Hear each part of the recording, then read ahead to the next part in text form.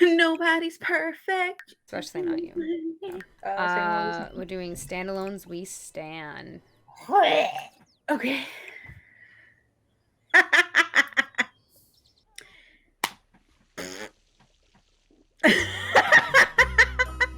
was great.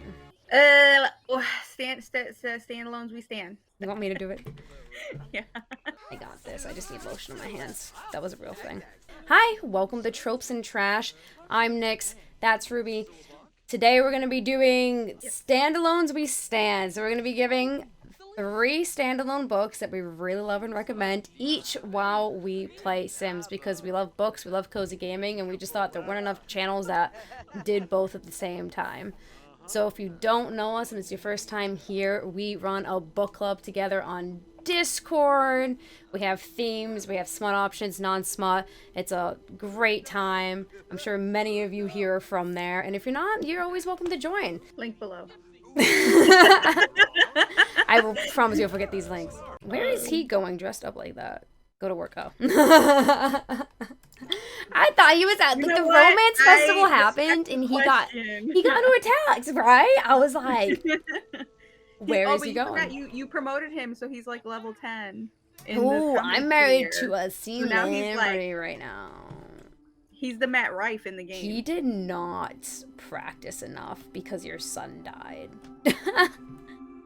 Well, I completely forgot about that. They have a really good relationship, though. He used to play soccer with him. That's very true, that they did. Talk about the worst color. That's the real thing to talk about. So we decided to make this video because July, our theme for the month, is all by my shelf. My ex is texting me in The Sims. I'm processing. Ignore. Intrusive thoughts. So we are focusing on standalone books because for whatever reason, all of our members love to nominate long series. They really do, and then they complain about it. Yeah, they're like, this has so many books in this series. I have so many that I've started. I'm like the main person who reads the first book in like every series and then just doesn't continue. For, Ruby doesn't believe in DNFing, and she doesn't believe in like she won't even DNF like a series. So if the first book's really bad, she still has like if you didn't like the Zodiac Academy book, you would be committed to finishing all those many books and all the spin-offs too. Ruby has to do all of them. She has to do them in order. It's stupid. It's wild. I don't understand it. I will DNF. Anything at any given moment of time, if I'm not feeling it. I just DNF'd a book. I'm not gonna spoil it yet. We'll talk about next month or soon. I DNF'd a book recently because I was reading it and I was like, this is gonna be a 3-star read max. I just don't care. And you know what? I'm gonna get a lot of hate when people find out what book that is, but I'm prepared for that, internet. Come at me. Yeah, in the future, we should do a video where we... You know how, like, people have been posting on Instagram, like, what are your bad bookish traits? Yeah, mine would be, like, having to be a completionist. Cool, but, like, I am, like, perfection, and I don't have any bad traits, so I'm gonna have to really think hard about them. You will DNF a 3-star book. I will DNF a 3-star book. I should kick it off, yeah, because I totally remember what mine is. So, my issue going into this is that I talked about a lot of standalones in the last video we did, which is the, like, if you read these books, we can be friends. So, with... turns out I read a lot of standalones. So, that's the good news. Bad news is, I used a lot of my favorites already, but I will not... Neither of us would be repeating any of the books that we've talked about previously, because we don't want to just keep recommending the same books, although I will just go on about Song of Achilles, like, forever. Yeah, she will. Give her any theme. She will recommend the Song of Achilles. It works for so many themes. And listen, I'm going to build. Okay. I'm going to go with a classic. Let's start this. So, Emma by Jane Austen. It's one of my favorite books. Have you seen Clueless? We all love Clueless. We love it. Everything about Paul Rudd looks the exact same. I was watching Quantum Manium today, and the exact same, that man. Everything about it's great. And you know, Clueless actually does a really good job of taking Emma and putting it, you know, in that setting. But I mean, we have Austin having a strong female character. If you don't know what's about, it's this rich girl and like everything has come to her naturally, beauty, friends, everything. Emma has it all, and there's like the guy next door and they always bicker and they practically grew up together, whatever. He's rich too, and she lives with her father, and like she considers herself a cupid. Like she considers herself like the best matchmaker like ever. So she decides to do some matchmaking again, and she gets a girl from essentially the local orphanage that's around her age. She becomes her friend. She like makes her kind of like, you know, Regina George, you know, makes I'm blanking on Caddy Herring's Katie. No, it's Caddy, isn't it? It's Katie. No? Okay. Remakes Katie, like that sort of thing, except there's nothing really mean about it, and it's just like all of these sort of like shenanigans happen because Emma thinks that she knows everything and she knows people, and she tries to do matchmaking and things just blow up, and it's a lot of great character development. It's Jane Austen's classic wit, it's the humor, it's the satire, it's makes fun of itself, and it's just so lighthearted. The romance is just so good, and there's such good little like plot twists here and there. Love it so much. It's one of my like wholesome feel good. If you like that whole kind of era, style, vibe, aesthetic, like it's the vibiest. So it's just so great, especially for a spring read. If anyone's a mood reader here, I'm a mood reader, so I tend to like things like within the season or the holiday that, you know, I am in. This is actually one of her books that I've actually seen the movie, and you didn't force me to watch it. Which version did you see? I saw the latest one, which I know you're not like super fond of it. No, I liked it. I didn't love the newest one. Yeah, I liked it fine. I enjoyed it. It was fun. It was a fun time. It was good. I liked the cinematography. It was beautiful. My favorite scene was them at the picnic. Oh, that's so good. You would love that scene. How's my magic doing? Can I even like do 2 repairs back to back? We're witch light. We're not crazy witchy. We're just witchy enough. Speaking of witches, my first standalone book is The Very Secret Society of Irregular Witches The by segue. Sangu Mandana. Wow, it's like that was planned. Scripted. Oh my god, this is so scripted. Don't even tell me. I read this book earlier this year. I got it from the library, and I actually really enjoyed it more than I thought I would. It was a 5-star read for me, and all of my chosen books I've read this year, and were all 5 stars. So not gonna get any trash from trash today. This is basically a book about like this witch named Mika Moon, and the witches are kind of like everything in this house not together. So like the best kind of way for a witch to like go about in the world is to be by themselves.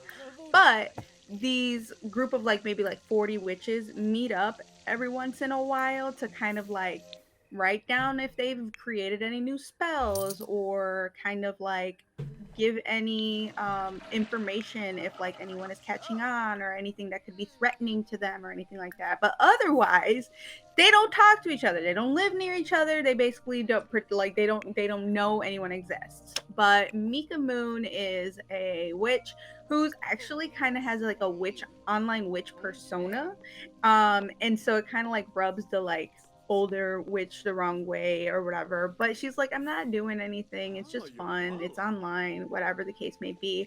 And these people see her videos, they give her a job opportunity to come and train their 3 daughters that they have, because she's a witch, and they're like, oh well, can you come and train our 3 daughters who are witches and they need like guidance or whatever. So she goes because she's intrigued, but she doesn't suspect it like being real. And turns out that these 3 girls are in fact witches.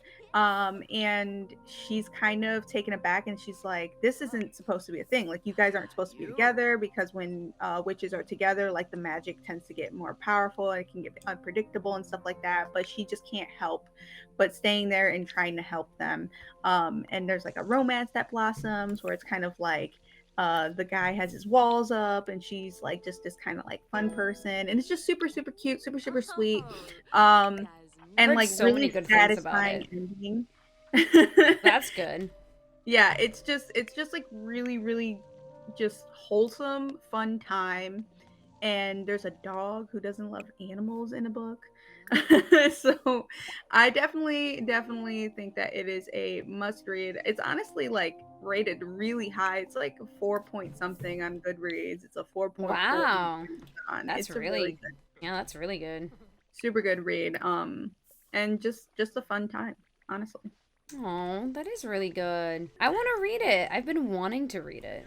Yeah, you would like it. It's kind of cozy. They live in like a foresty kind of I area. love it. It's Area. vibes. My next book is Regency Magical Realism.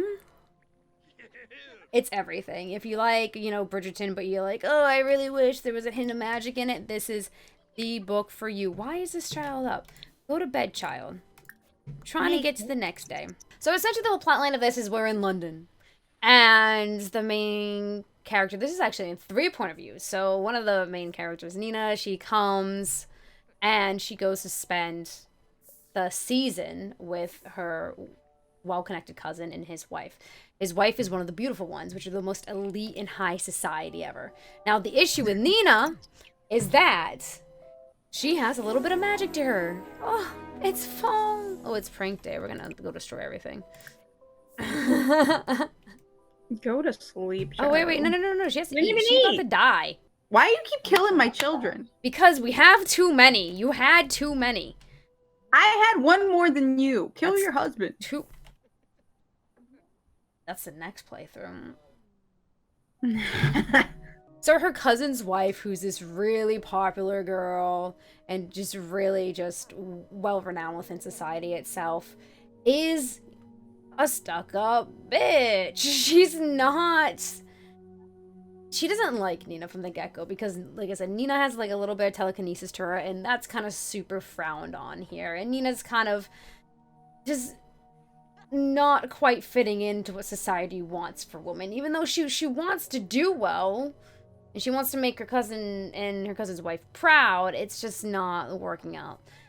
So the other third of this book would be Hector. Now Hector is a world-renowned magician. He does telekinesis and all this such, and now he happens to also be the ex of Nina's cousin's wife, whose name I really just cannot remember, but she does have a point of view in it, and she actually turns out to be one of my favorite point of views or whatever.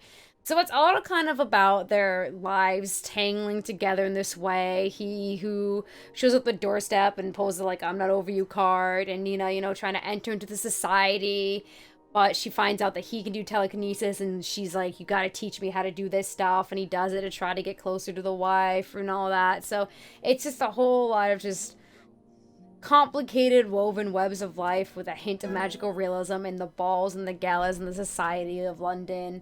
And it's honestly a really good read. It's just a really good read, and not enough people know about this book. Not enough people read this book.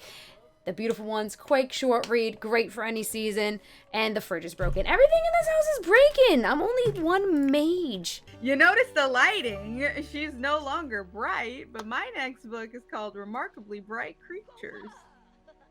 That was your segue? Leave me alone. Not everything could be so smooth as the witch one. As the segue. Think of me as Paul Blart on a Segway. This entire... Oh, I started a fire again. Damn. This happens. It's fine. It's fine. Okay, it's fine. Everybody panic. Everybody panic. I'm just gonna extinguish it. I'm gonna fight it right now. I'm gonna fight it. We'll put the food down. Guys, can we all just, like, maybe get out? Crowd into the bathroom? Yeah, let's just... I live in the bathroom. Yeah, this is your fault. We have sprinklers? But your son was there the whole time? Where was he? Like, in the shower? Anyways, Remarkably Bright Creatures by Shelby Van Pelt is my next standalone that I read this year and got 5 stars for me.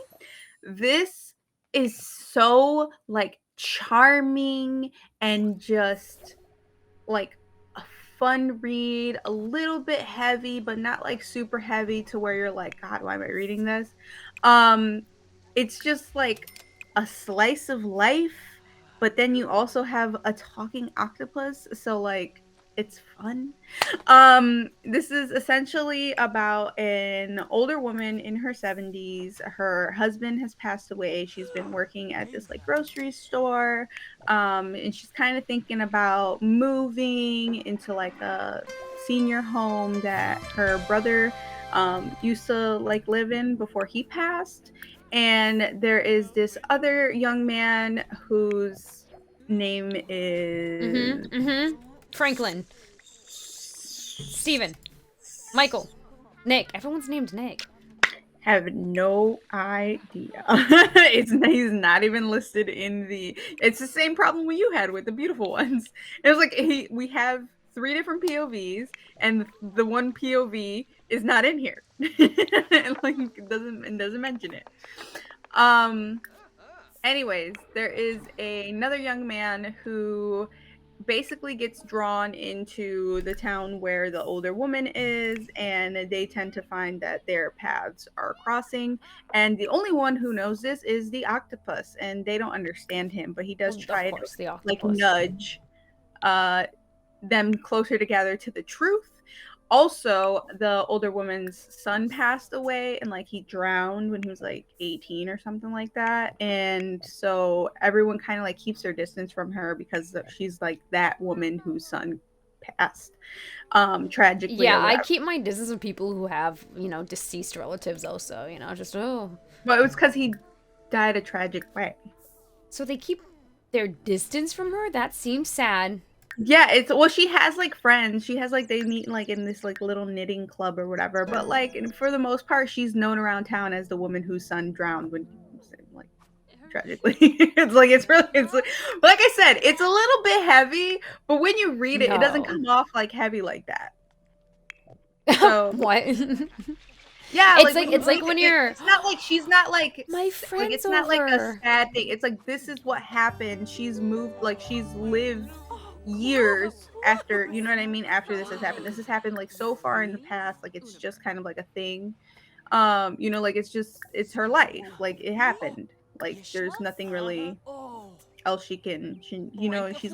she's got one person interested in her. I was all about that relationship though, but it's such a cute story. Like I said, it's a slice of life, so there's a lot of like moving parts in it. There's a lot, but it's nice to see how they come together. And like I said, that wouldn't be possible without the octopus. Yeah, guys, um read the book about the octopus. Find out if he Look, becomes calamari. we voted in our book club for this book, and everyone who read it like they loved it. It's such a surprisingly good read. And I will say the synopsis does not do the book justice. The synopsis makes I you don't think think that you it's did going the to book be like a justice. mystery detective kind of book where like the octopus solves the murder of or like accident of her son, and that's not it at all. It's legit just a slice of life with these two people, and how they seemingly like tie together or like come together in this town. It's yeah, I can't really like this is my one kind of like read where it's like my I like content, like I just like fiction sometimes, and this was just done really really well. People are gonna be so mad at me because I had Discord notifications during that. We should go to the family outing to the park. That's what I say. Let's go to a family outing to the park. Do we have a bowling alley in the game? Yeah, we Yeah, do. Remember, because that's we how did we our met my husband. yeah, yeah, yeah, yeah, yeah. You know, I just didn't have book about octopus on the bingo card. I like calamari.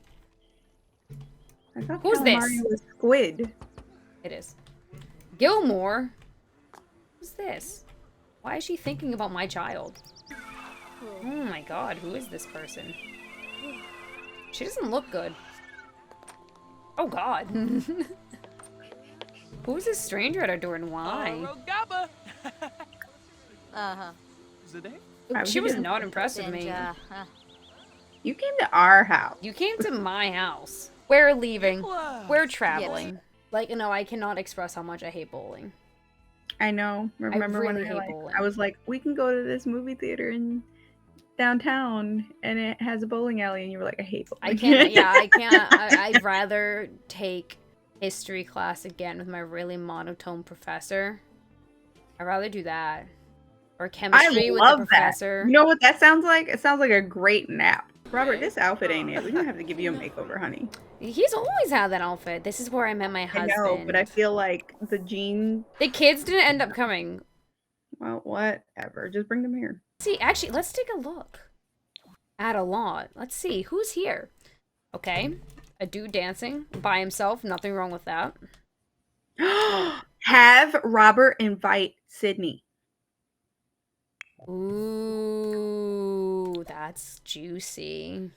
I'm letting all the people load in. Oh my. Everywhere we go, there's a raging werewolf. Yeah, I don't All the time, dude. care for it. I don't care for it either. The werewolf thing, I Also, can honestly can we live with talk that. about how these cars are here? You mean they drive right here? They drive over the grass and the sidewalk to park on. I was in your city recently and everybody was driving over the median, so what's the difference? Who is this man that's telling us to come and look at his baby? That's like next level, like instead of come look at my puppy. Oh, come into my house, look at my baby. And you know what? You'd probably fall for it too. Oh wait, there's Sydney. Sydney. Is he in his cheer outfit? Hi, Sydney. Flavor. How are you? Kevin. I am going to be enthralling you all with the wonderful Love and Other Words by Christina Lauren. Phenomenal book. Phenomenal book. Even if her last name is spelled the incorrect version of Lauren. Oh, it's so good. So let me break this down for you. Way better than the octopus thing. That was weird. This is real. I'm gonna tell it the way the book tells it. So we have this. Robert needs to go to work. So Macy's dad buys them a little vacation getaway home for them to do on the weekends or whenever she's just feeling really stressed out by life because her mother's gone and he's trying really hard to raise a teenage daughter by himself. And so we start off with her. Oh, actually, she's not a teenager to begin with. I believe she's actually younger than that. I believe she's like 8 to 10 in that range. And there's this huge, lively, very close family next door. And within that family is Elliot. And she first meets Elliot because he winds up in her room in this huge closet. She converts it to a library, which like honestly goals. It's this beautiful, beautiful library, and he's just in it, and he's reading, and she just can't even. He just doesn't go away after this. He loves books, and he's always coming up with like different words and what they mean, and they're always sharing them with each other. They become inseparable. They become best friends. But the book balances between the past and the present, because in the present they haven't talked to each other for like years and years, 8-10 years, something like that, maybe more. I can't even really remember. He's with somebody, she's with somebody or whatever, and they just accidentally come back together, and it's that second chance. It's watching them as adults come to terms and redefining that relationship that they once had and trying to simultaneously avoid in some cases and face the past that kind of ended up driving them apart, because obviously something happens. You don't just lose your best friend over all these years over nothing and have no contact with each other. And in the past you get to watch them grow up, you get them experiences all their like first things together, and how their vocabulary expands over time to kind of replicate how they're feeling and kind of the scenario that they're in during these situations, and seeing her relationship with their father, the relationship that she gets with his family that's so big compared to hers, like so small and lonely or whatever. It's just such a beautiful, beautiful book that just gets so in depth into the complexities of relationships in so many different ways. And Elliot, like every other book boyfriend, I don't care who he is, I do not care, especially if he's like Zayd. You probably shouldn't be calling that a book boyfriend. You should probably just get a therapist at that point. But like all the Bat Boy lovers, all the Rowan lovers, all the whatever lover you are, tossed out the window. Tossed out the window. Elliot smashes them all. Smashes them all in ways you would never even expect it. Elliot's the number one. And the internet can fight me on that one. I'll go down on this hill. And you all lose on this hill too, because you're going to read that book and you're going to be like, that is a new bar for all men ever, and nobody will ever achieve it. Nobody will ever achieve it because Elliot is the bar. The bar is made of him. It looks like him. It's shaped like him. It talks like him. It's Elliot. Just read the book for Elliot. Really, the whole book's great. Macy's not bad. I liked her a lot, and the reasons behind everything, it all just makes sense. It's something that like it's so heartwarming. It's so wholesome. You're gonna cry. You're gonna laugh. It's gonna rip your heart out. It's gonna put it back together again. Just read it. For Elliot. He didn't stay for the whole game. Wait. Are you sure? Oh. They fought over something while I was talking. This is why I shouldn't share my opinions. I miss things like this. Go talk to. They got in a fight and he laughed. It's not fine. It will never be the same again. For the Fans by Nyla K, where you have one character who is just constantly deny, and the other one is like, it's okay, it's all right, you don't have to be afraid of who you really are. You did love that book. I love this book. Favorite book so far this year. It is a taboo romance. It's a stepbrothers romance. Not the movie. What? I said not the movie. No, not the movie. Can you imagine a book about Will Ferrell? I don't want to. I just don't want to. Anyways, so you have one guy and his mom. His father passed away when he was really young. And it's just been him and his mom. They're super close, super tight. He is artsy, kind of emo, black nail polish, fight against the man. Ooh, 2008 me would be so involved. And he's like a pothead. And then the other guy, it's him and his dad. His parents got divorced. He has a couple of sisters, but one is at college. The other one lives with his mom because she's remarried. And it's just him and his dad, and they have a kind of strained relationship. So dad meets mom, married. They go and live with each other. So you have Avi, who is the art kid, and you have Kieran, who is the popular guy. All the girls want him. He's the quarterback football player. And basically they have this resentment towards each other because they are everything that they aren't. So Kieran is like, he's so carefree. He doesn't have any care. He doesn't care about anything. He just smokes weed, and he has a good relationship with his mom, and even my dad likes him. So Kieran is just like, ugh, can't stand this kid. And he better not try and act like my brother. We're not brothers. They're 15, 16 years old when they're are forced to be, siblings. And then Avi looks at Kieran and he's like, oh, it's Mr. Perfect. He gets everything he wants. He's smart in school and he plays football and he's so popular. And they're literally opposites of each other, and they just don't get along. And then they end up going to college. They go to the same college and they kind of just don't talk to each other. They run in their own different circles. And then all of a sudden, they're Avi's circle starts mingling with Kieran's circle, and then they find out that their parents are losing money because the business went under and they're not going to be able to pay for school anymore. And one of Avi's friends has an OnlyFans account, and she's like, well, why don't you just make an OnlyFans account? Quick side note, why are all my exes messaging me today? That is the mafia boss, man. You better just be careful. Should I be bitter? No, he's a mafia boss man. So what do I say? To be honest, I'm not sure. Do I say I think you should go for it? Yeah. I'd be like, I'm not sure. I'd be like, and don't put this on me, because if it doesn't work out, I don't want you killing Literally, please do not murder me. Basically, they end up making an OnlyFans so that they can support their going to school. Yeah, their as one parents does. can't anymore, and they grow close. And Avi is this, he comes off as this light carefree. He's a jokester, and he notices that he's like, all right, I kind of like this, so I'm bi. It's all right. It's fine. Yeah, I was with my stepbrother, but like, I don't think I'd mind if like it was like another dude. Like, it's cool. But Kieran is like in denial, in denial. He has past trauma. Trauma. Yeah, past trauma. Really Oh. good past trauma. Um, What's good and past trauma? not like lame past trauma. Like in Once Upon a Time, where like Regina got mad at Snow White because she was a child and told her mom.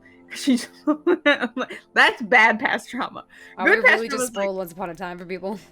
oh my goodness, whatever. I was gonna get to watching it eventually. um, At the but dead yeah, drop site, the package they Robert's supposed to retrieve isn't there. That's odd. And concerning. Should Robert leave the scene like Robert had been instructed, or lie in wait for a few minutes to see what's up? I feel like he would leave like he was instructed. Good boy. Yeah. So it's just a story about following them and like Kieran opening up, Avi kind of like falling for him and being like, "Oh crap."